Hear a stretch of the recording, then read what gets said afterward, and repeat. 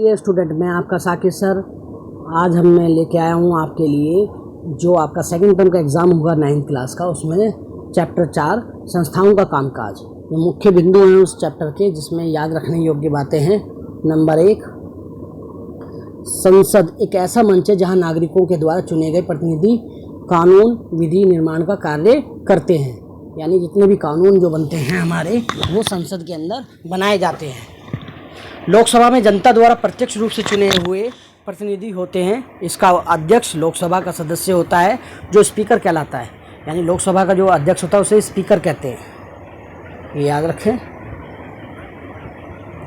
लोकसभा के अध्यक्ष को स्पीकर कहते हैं। इसके सदस्यों की संख्या, लोकसभा में सदस्यों की संख्या कहते हैं 543 है जो चुने जाते हैं। 2 जो होते हैं वो राष्ट्रपति द्वारा मनोनीत किए जाते हैं, यानी टोटल होते हैं 545। इसके बाद राज्यसभा, संसद के 2 सदन होते हैं, एक लोकसभा एक राज्यसभा। राज्यसभा के सदस्य प्रत्यक्ष रूप से चुने जाते हैं, अप्रत्यक्ष रूप से चुने जाते हैं। इसका अध्यक्ष उपराष्ट्रपति होता है। इसके सदस्यों की संख्या 250 होती है, जिनमें से 12 सदस्य राष्ट्रपति द्वारा मनोनीत किए जाते हैं। ये क्वेश्चन आ सकता है कि राज्यसभा में कितने सदस्य राष्ट्रपति द्वारा मनोनीत किए जाते हैं। तो राज्यसभा में राष्ट्रपति के द्वारा 2 सदस्य मनोनीत किए जाते हैं। और लोकसभा में कितने सदस्य मनोनीत किए जाते हैं? लोकसभा में राष्ट्रपति द्वारा 2 सदस्य मनोनीत किए जाते हैं। ठीक है। इसके बाद लोकसभा का अध्यक्ष कौन होता है? तो भारत का उपराष्ट्रपति लोकसभा का अध्यक्ष होता है। ठीक है। ये मेन पॉइंट इसमें चैप्टर के अंदर ये हैं। इसके बाद लोकसभा और राज्यसभा को मिलकर संसद कहा जाता है, जिसके अंदर राष्ट्रपति भी सम्मिलित होता है। इसके अगला पॉइंट है,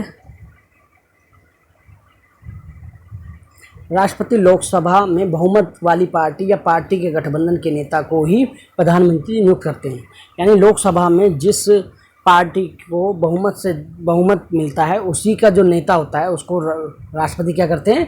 प्रधानमंत्री नियुक्त करते हैं। प्रधानमंत्री कौन नियुक्त करते हैं? राष्ट्रपति नियुक्त करते हैं।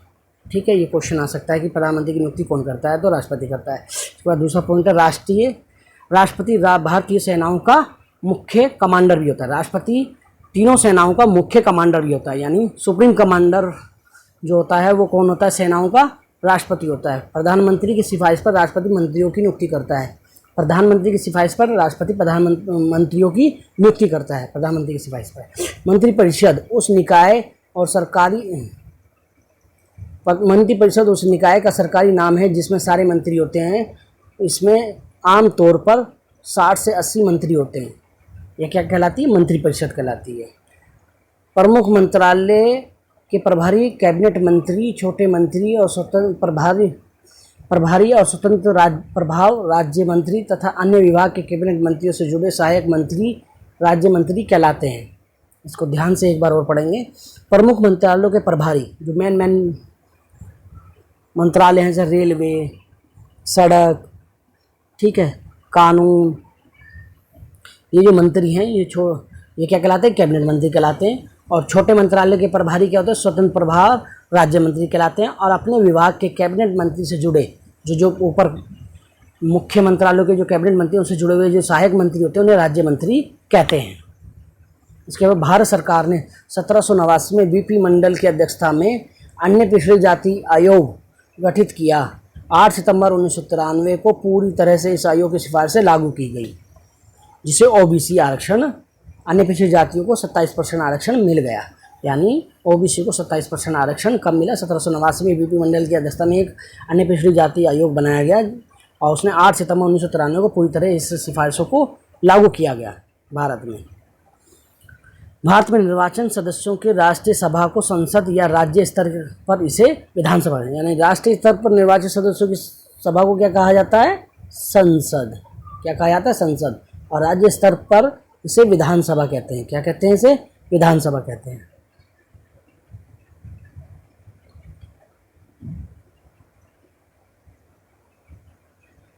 अगला पॉइंट है, जनता द्वारा खास अवधि के लिए निर्वाचित सदस्यों को राजनीतिक कार्यपालिका, लंबे समय से नियुक्त लोगों को स्थायी कार्यपालिका कहते हैं। ये अधिकारी राजनीतिक कार्यपालिका के तहत काम करते हैं।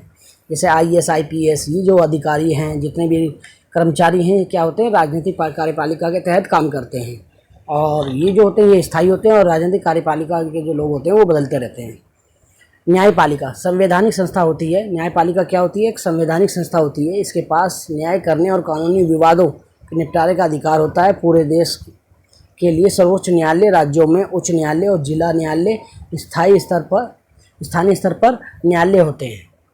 यानी न्यायालय जो है एक संवैधानिक संस्था है जिसके पास न्याय करने का, कानूनी विवाद निपटारे का अधिकार होता है। पूरे देश में सर्वोच्च न्यायालय जो सुप्रीम कोर्ट होता है, और ये एक निष्पक्ष होता है, यानी इस पर किसी सरकार का कोई प्रभाव नहीं होता। राज्यों में उच्च न्यायालय, स्टेट के क्या होते हैं? हाई कोर्ट होते हैं, और फिर जिला न्यायालय, डिस्ट्रिक्ट कोर्ट, और स्थानीय स्तर पर कोर्ट होते हैं। ठीक है।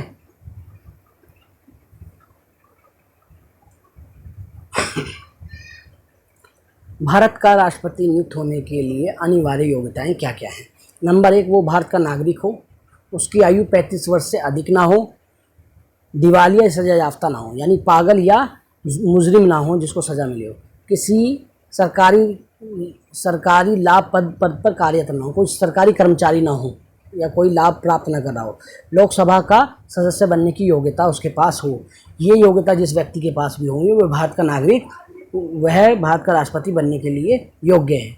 भारत के प्रधानमंत्री बनने की योग्यताएं क्या क्या हैं? क्वेश्चन आ सकता है, भारत के प्रधानमंत्री बनने की योग्यताएं क्या हैं? कैबिनेट नहीं, भारत के प्रधानमंत्री के अधिकार क्या क्या हैं? भारत के प्रधानमंत्री के अधिकार क्या क्या हैं? नंबर 1, कैबिनेट की अध्यक्षता करना, विभिन्न विभागों के कार्यों का समन्वय करना। ये एक तरीके से कड़ी का काम करते हैं सारे मंत्रियों और सरकार के बीच में। विभिन्न विभागों की सामान्य निगरानी करना, मंत्रियों को विभाग का वितरण करना और किसी मंत्री को बर्खास्त करना। अगर कोई मंत्री सही से काम नहीं करता, प्रधानमंत्री उसे हटाकर नया मंत्री नियुक्त कर सकता है। सब पे नियंत्रण रखता है मंत्री, नियंत्रण रखता है, इसको ही प्रधानमंत्री कहते हैं। ठीक है। लोकसभा क्या है? लोकसभा सदस्यों, नंबर 1, सदस्यों का चुनाव लोगों के द्वारा प्रत्यक्ष रूप से चुना जाता है। लोकसभा के जो सदस्य होते हैं उसको जनता प्रत्यक्ष रूप से चुनती है। जैसे आपके MP होते हैं, जैसे दिल्ली के अंदर 7 MP हैं, तो उनका चुनाव लोकसभा सदस्य हैं, उनका चुनाव कौन करती है? जब भारत की जनता करती है, दिल्ली की जनता करती है। इसी तरीके से नंबर 2, अधिकतर मामलों में सर्वोच्च अधिकार किसके पास होते हैं? लोकसभा के पास होते हैं।